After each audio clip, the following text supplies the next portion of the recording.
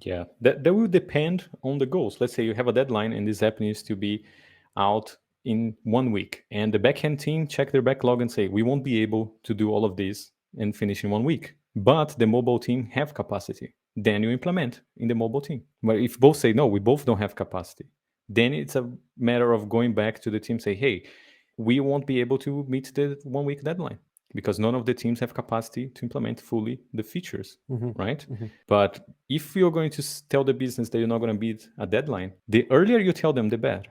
Don't tell them a day before that you're not going to meet the deadline.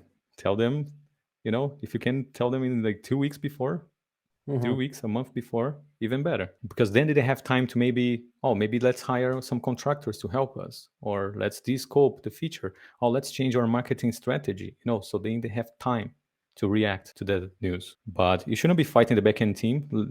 Try to align the goals and say, like, we all want to release this app. It's not like, oh, the backend, I'm done. And then the mobile say, oh, but we are not. So you're only done when everyone is done. It's not like the backend team's like, whew, I did my part, so now it's on you.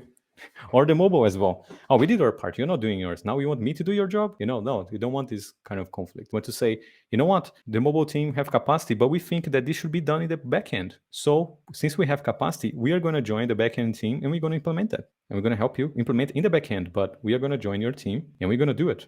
But then you need a team that is more versatile in languages. And that's why I tell people to focus on principles of programming, really mastering the principles, because you can apply in any language. Even if you're not a Java developer and the backend is in Java, you can very quickly just pick up the syntax because you have a good flow of developing software, not just I develop iOS apps. No, you are a software developer. And it happens that right now you're writing iOS apps, Mm-hmm. Mm-hmm. right? But if needed, you're going to join the backend team and you're going to help them deliver a feature.